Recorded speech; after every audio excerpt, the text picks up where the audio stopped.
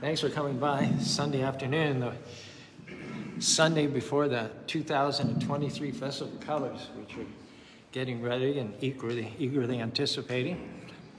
Here's our email address for correspondence, comments, and feedback, utahchristans@gmail.com. The website is similar, utahchristans.com. It's very informational. Everything's inspired by the teachings of His Divine Grace, A.C. Bhaktivedanta Swami Prabhupada, who is the founder and chair of the International Society for Krishna Consciousness. Om Aganati Manandasya Kanangana Salakya Chaksurun Militam Yana Tashmai Shri Gurave Namaha Sri Chaitanya Manavabhistam Sapitam Yara Bhutare Swayam Rupakaramyam Darati Swaparantikam. Today we'd like to talk about adding value to your life. A lot of young people, they reach a destination, they fulfill a dream, achieve a goal, and then that's all she wrote. They just get there, enjoy the laurels, the results, and never move any further. They earn that degree, they get that job, they buy that house, and it's pretty much the end of their story. They just coast after that, settle, soak, and then sour, because they really haven't done what they were created to do. Some people call that a phenomenon in the modern age, destination disease. You get where you want to go, and then you sit there, you soak there, and you sour there. In middle age, studies show, this is hardly believable to me, that 50% of all high school graduates never read another entire book after graduation. 50%. That means they see reading as something you have to do in order to get something else, but they don't see reading as a lifelong pursuit. Or for that matter, by extension, they don't see accumulating knowledge, they don't see learning as something you do throughout your whole life. Remember school? Those of us who are no longer in school, and of course those who are in school don't have any trouble remembering school because it was just last Friday. We learn constantly. Our teachers, our coaches, our parents, they taught us new things every day. But some people think that once they finish a certain level of education, I'm done, I'm finished, I've got a good job, I got what I wanted to get. Well, winners, our message today is, winners in life never stop learning. God did not create you to go to one level and then stay there. Whether you're 9 years old or whether you're 90 years old, you should be constantly learning, improving your skills, and getting better at what you do. You have to take responsibility for your own growth. It's not automatic. So ask ourselves this question today: what steps are we taking right here and now to improve? What books are we reading? What educational videos or audios, MP3s are we listening to? What courses are you taking online? What seminars? Do you have mentors? Do you have people who are further along in your interest than you, from whom which you can glean information? And most importantly, are you in touch with God, the source of all creation, of all freshness, of all newness, by chanting His holy names? Hare Krishna, Hare Krishna, Krishna Krishna, Hare Hare, Hare Rama, Rama Rama, Hare Hare. Winners don't go through life coasting on what they've already learned.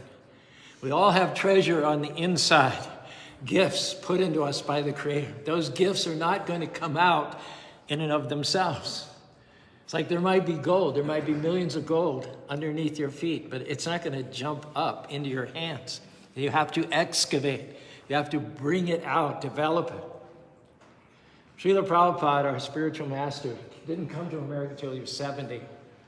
And most of his early disciples were in their 20s. And Prabhupada used to go for a morning walk to get some exercise every day. And he would outwalk his 20-year-old disciples. His morning walks, he would be like the prow of a ship. He'd be out there walking physically faster than his 20-year-old disciples, but he was also ahead of them in every other way too. Even though he had a 70-year-old body, he had a youthful demeanor, a youthful outlook that put to shame the outlook of his 20-year-old disciples.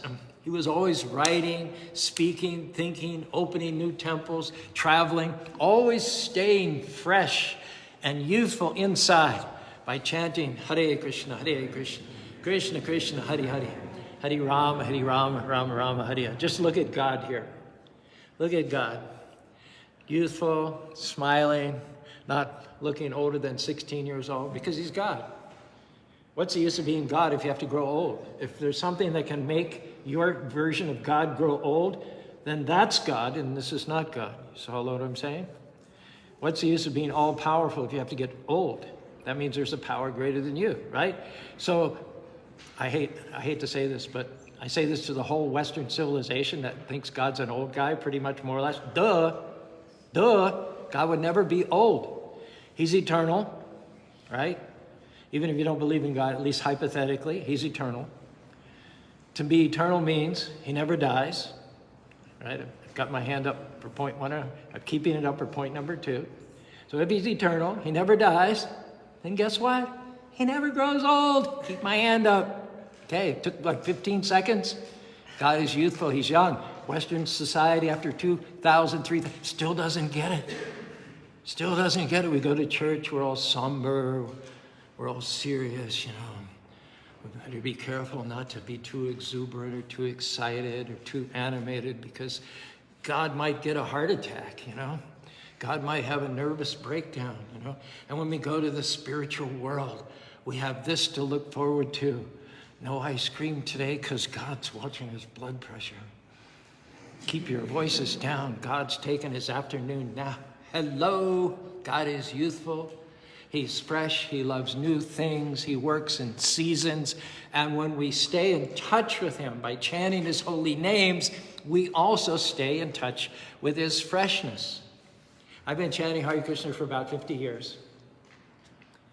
And I don't know whether you think this is being fresh or not, but I'm going to be doing rap music on stage next Saturday and next Sunday. I'm a 76-year-old rapper. In the Bhagavad Gita Song of the Supreme, Krishna streams to his team member Arjuna the cream of all the devotees. Arjuna, the things you do every day, the gifts you give, and every tasty veggie dish, offer them me with love and see your soul enriched. A cup of water makes me smile, though I could drink an ocean. A flower, fruit, and leaf are fine if they're offered in devotion. Keeping me in the center, your karma will never interfere, because loving devotional service is the dharma of the spiritual atmosphere. I don't play any favorites. Everyone gets what they desire. So if someone longs for me in bhakti, I'm naturally inspired. Even if you mess up a time or two, I won't make any complaint. Just rise up again. You can still shine like a saint. The undiluted souls, Mahatmas, know reality, and feeling my protection, the flow of their reflection comes to me. They sing my sacred names with voices sweet and stake their rightful claims at my lotus feet. I see, maintain, and shelter all. I am the seed of everything. I'm everyone's best friend. I'm the beginning, middle, and end. Arjuna, tell the people boldly, Krishna's devotee never dies. Men and women, high and lowly, everybody's equal in my eyes. Anybody who comes to me will never be denied. Bhakti Yoga will set you free. Success is guaranteed. Just think of me and you will live with me eternally.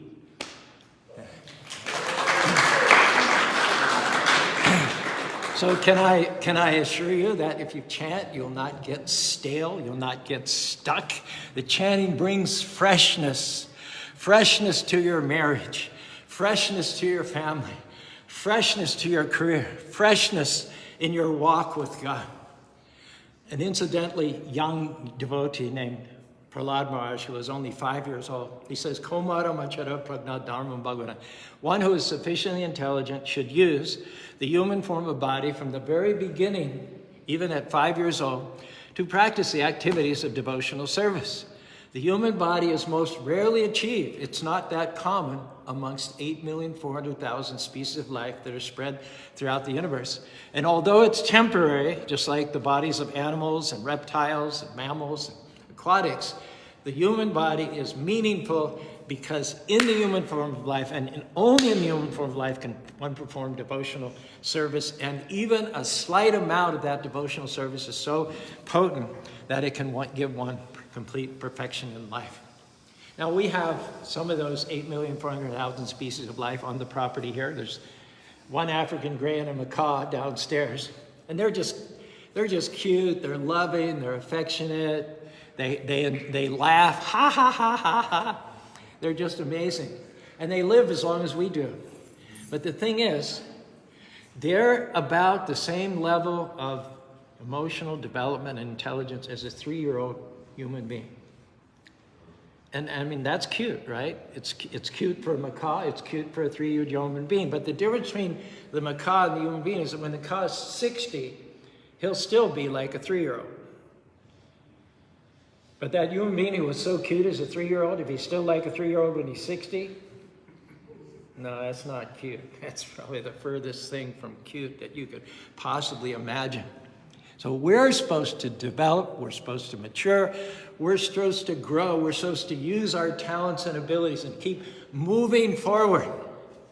Do you know what are the wealthiest places on earth? You'll never guess. You might think, oh, the oil fields of the Middle East is where most of the wealth is. The diamond mines of South Africa. Can I suggest to you that the wealthiest places in the world are the cemeteries? Why? Because buried in the ground there are businesses that were never started, books that were never written, songs that were never sung, dreams that never came to life, potential that was never released. Our encouragement today is don't go to your grave with that treasure still buried beneath you. Keep growing, keep learning every day. We should have a goal to grow in some way, to learn something new. Pablo Casals, you might know his name, especially if you're a musician, one of the greatest cellists of all time. Started playing at the age of 12, and he accomplished things that no other cellist did. He was known around the world, and still is to this day, as the greatest in his field. And yet, at the age of 85, Casals still practiced 5 hours a day. A reporter came up to him and asked him, why do you still put so much effort in this? He smiled and he said, are you a cellist? Are you a musician? Okay. She seems to be relishing the story particularly. He smiled and he said, I think I'm getting better at it. He understood this principle. When you stop learning, you stop growing. You stop living. So whatever you do, it's not optional, it's mandatory. Get better at it, sharpen your skills. Don't be at the same level next year as you are now. Like the great cellist, get better. We have a responsibility, not only to God who created us, but also to our families and to ourselves to develop what He's put in us.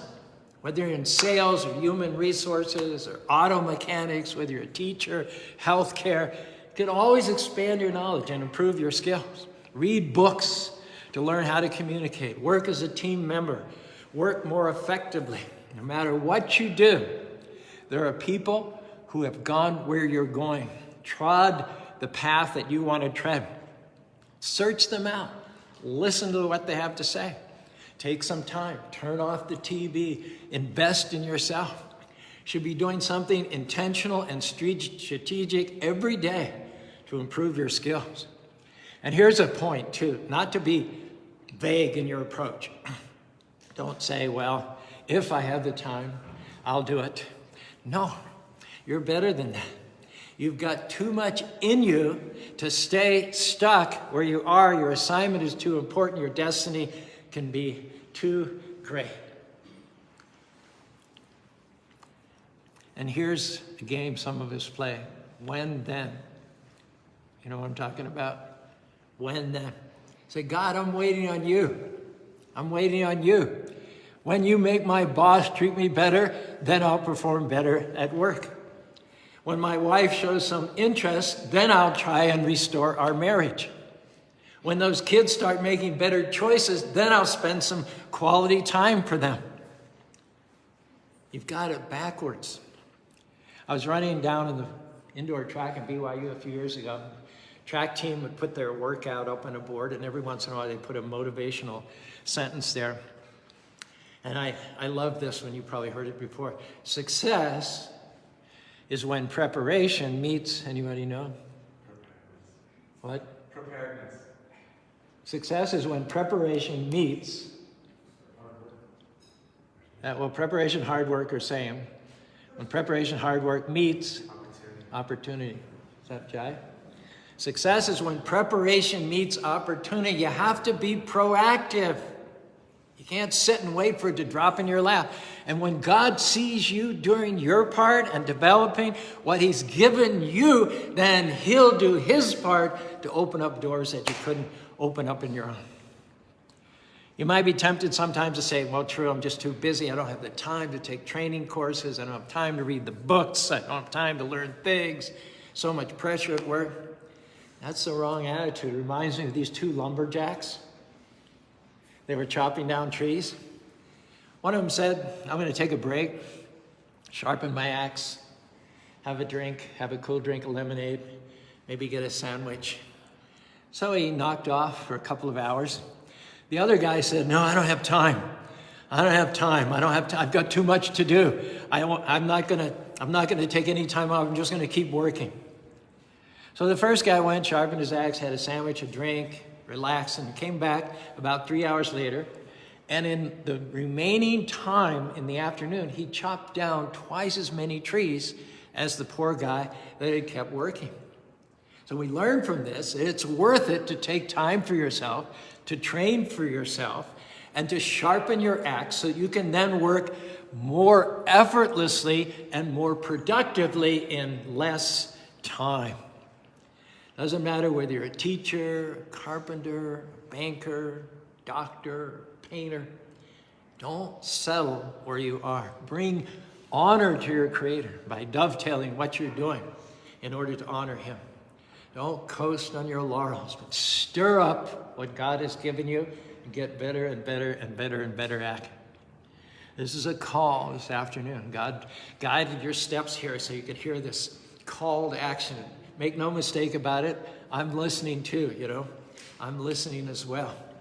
God is looking for people who are prepared and taking steps to improve so that then he can trust them to a whole new level of their destiny. He can make them strategic and very effective instruments in his service to take new ground for the kingdom, looking for those who are serious about fulfilling their desires. One such person we read about in the Mahabharata was Maharaj Yudhishthira, who was the eldest of the 5 Pandava brothers. They were treated very unfairly. They were kings of the world, but they were cheated of their kingdom in a game of dice and sent off into the exile for 13 years. Now, most people would have lost it, had a pity party. Boo-hoo, poor me, not fair.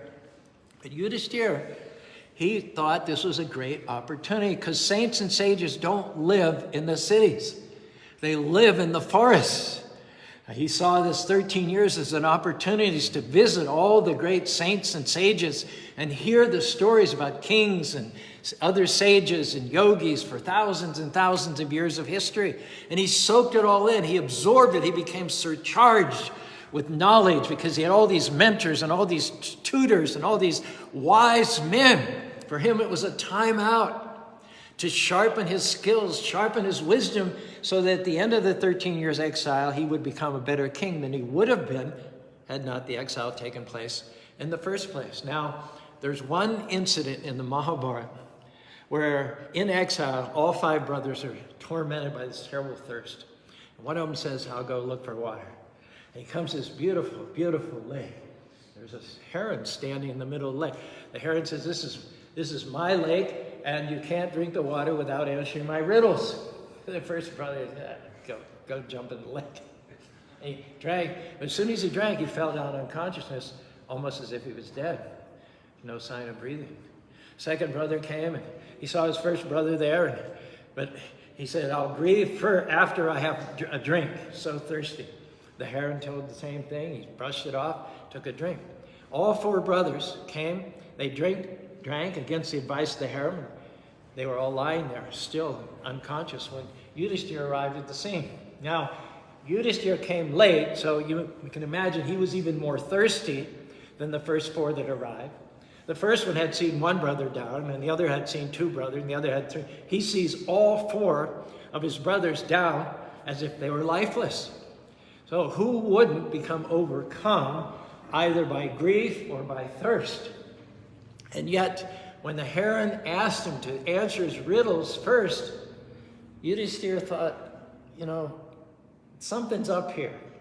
This is one of those tests in life. It looks bad, but you can't always go by, what looks are.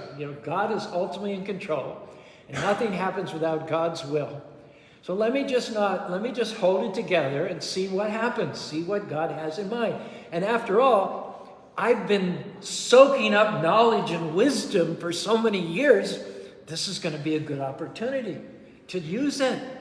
So it's a long, long dialogue, just brilliant. But I just took 4 questions and 4 answers. Do I have your permission? Okay. The first question the heron asked is, what's heavier than earth, higher than the heavens, faster than the wind, and more numerous than straws? And Yudhishthira, based on the lore that he'd embodied, he said, one's mother is heavier than the earth, one's father is higher than the mountains, the mind is faster than the wind, and our worries are more numerous than straws. Next, the heron asked, who is the friend of the traveler? Who is the friend of one who stays at home? Who is the friend of one who's sick? And who is the friend of one who's dying? Yudhishthira said, the friend of the traveler is his companion. The friend at home is the mother. Healing herbs are the friend of one who's sick, and the friend of one who's dying is piety, righteousness. The good deeds he's done during life are the only things that he can take with him after death. Third question is, what is that which when renounced makes one lovable? What is that which when renounced makes one healthy and happy? And Yudhishthira said, pride, if renounced, makes one lovable. By renouncing desires, one becomes wealthy, and to renounce greed is to attain happiness. Then the Yaksha asked, what is the most amazing thing? And here's Yudhishthira's answer.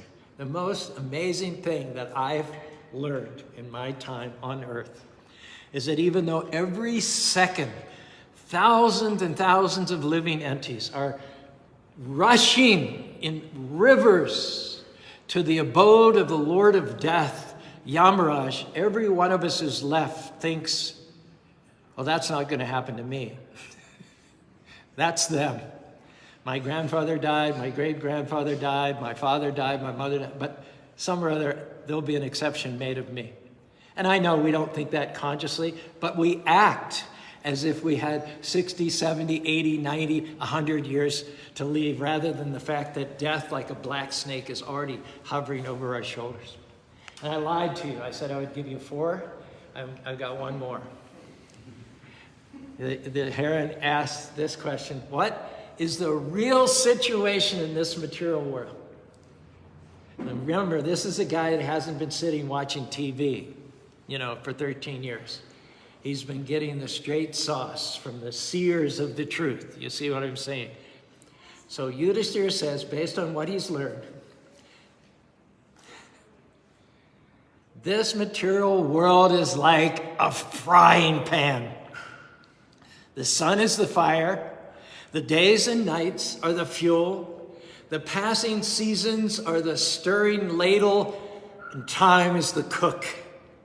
All living beings are thus being fried in this pan. This is the real news of what is happening in this material world. We are all fried. At this point, the heron revealed his real form. He was none other than Yamaraj, Yudhishthira's own father, the Lord of Justice. He was very pleased that Yudhishthira had held back grief, that held back thirst, in order for the pursuit of knowledge, the exchange between the student and the mentor.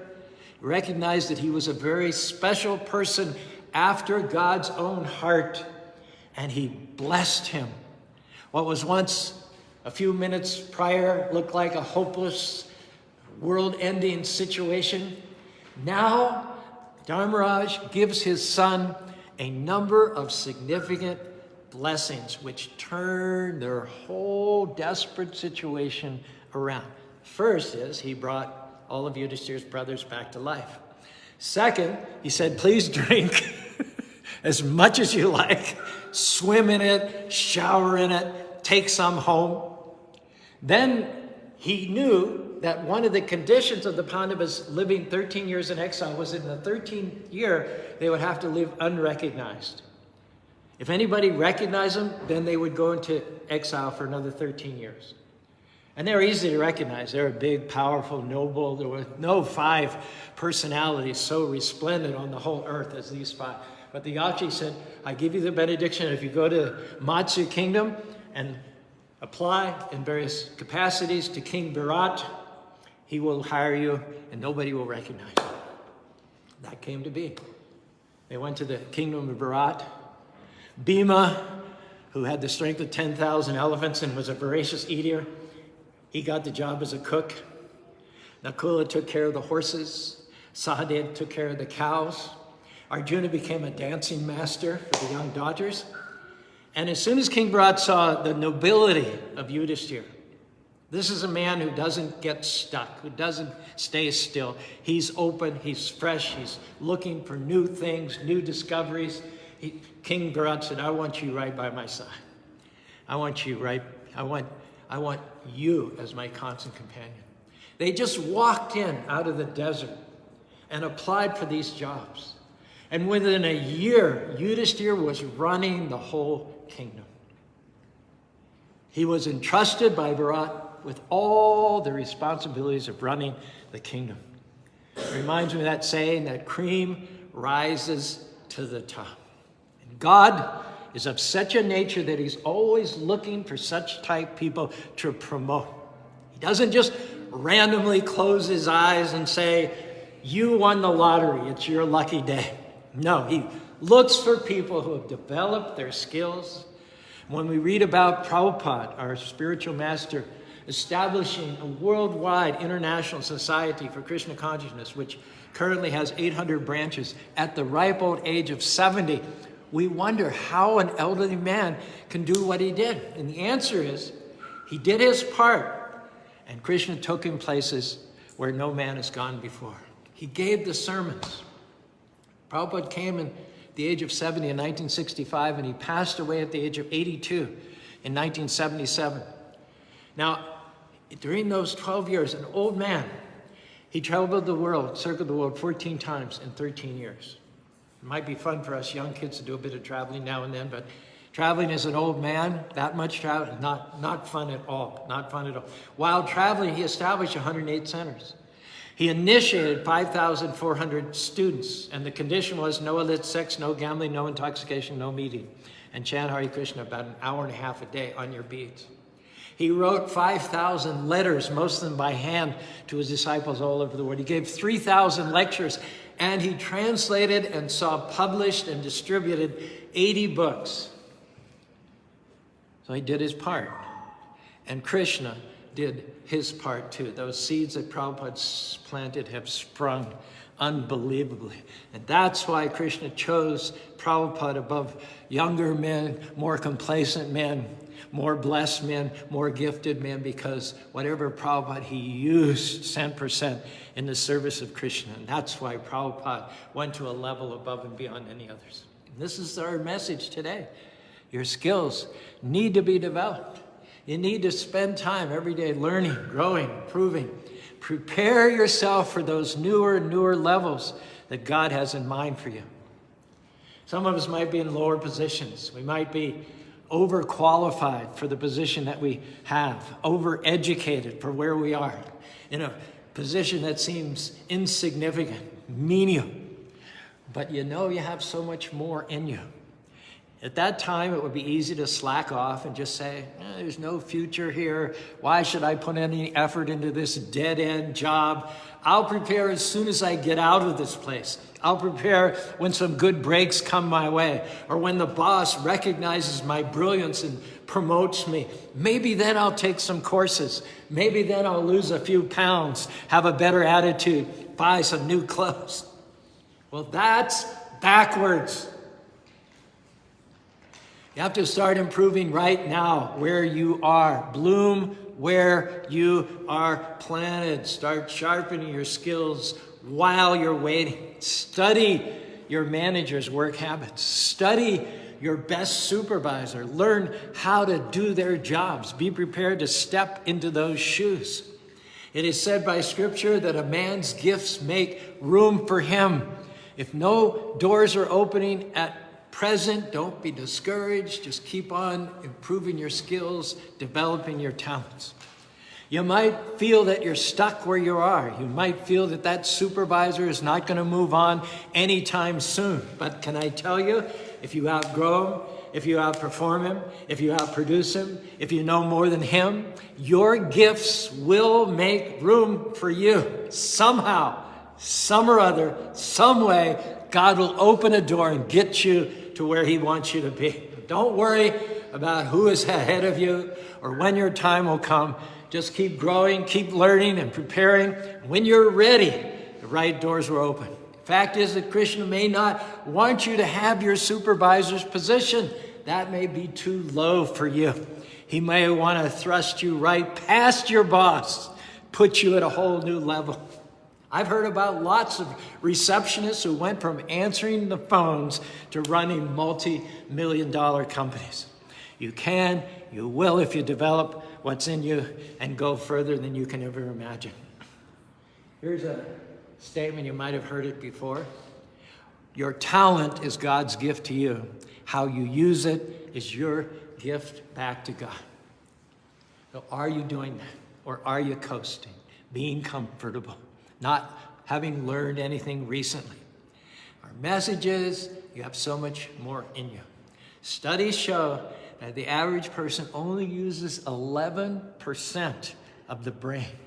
That's 89%. That's a ceiling of 89% of potential that you could be taking advantage of. So light a fire, shake off complacency, sharpen your skills. I read an article recently about the risk of getting laid off from your job. There are 3 things that employers look for in determining who doesn't get laid off. First is they look for those with positive attitudes. They look for those with flexibility. And guess what? They look for those that are open to learning and improving. Be a winner. You have to develop your skills to the point where your company can't do without you. Your bosses don't know how to run things when they don't have you to ask your advice. Now, if you're out of work for a week, nobody misses you, sales are just as good, all the work gets done, well, that's okay if you happen to be the owner of the company. But if you're an employee, that's should be an alarm bell going off right there. If you're not being missed, then probably it's also true that you're not being needed as well. If that's the case, you need to kick it into a new gear. Produce more than you've been producing.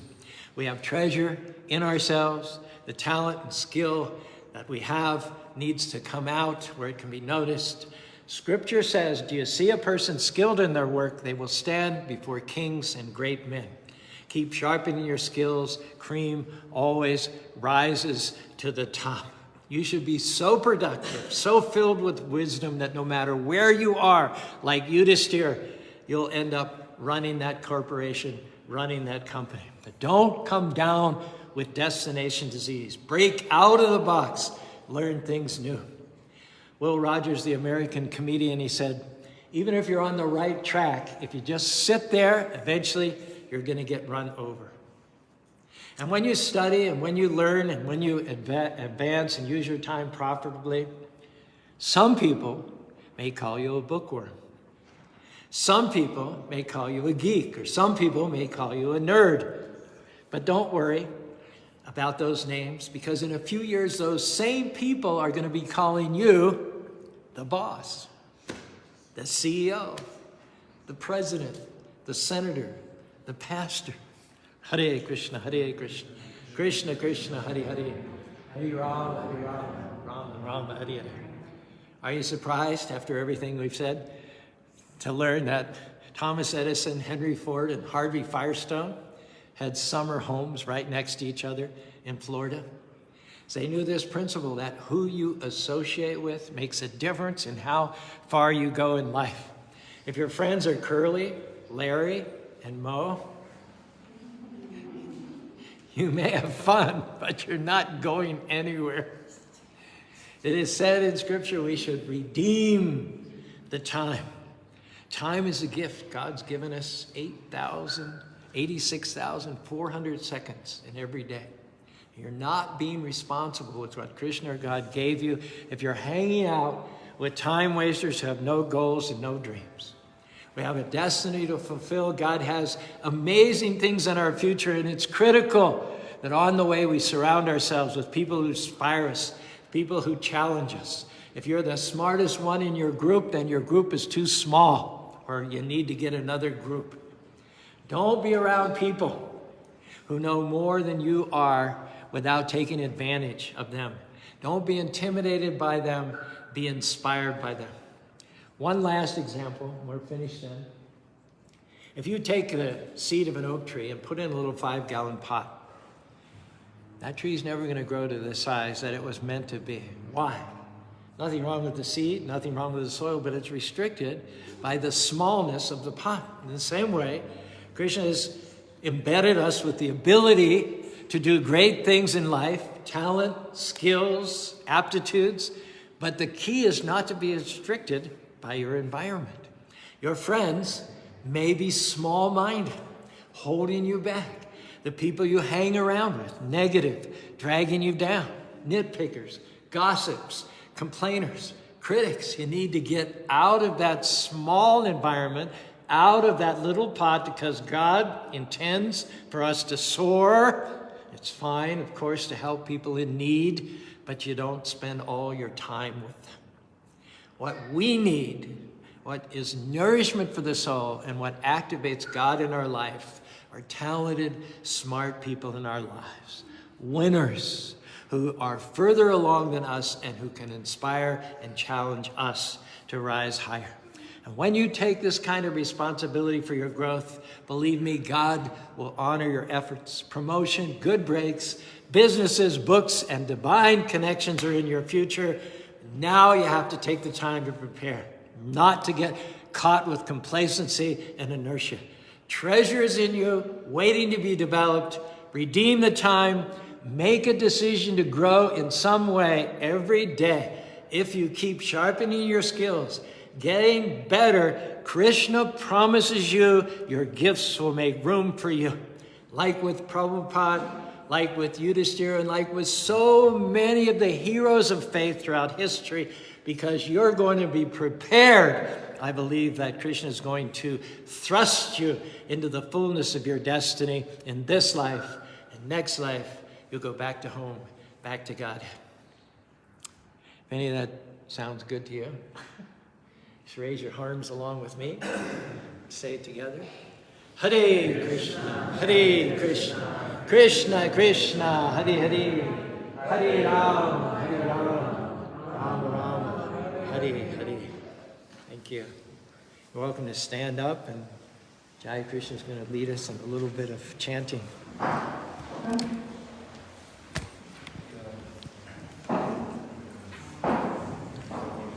Just stick this in here.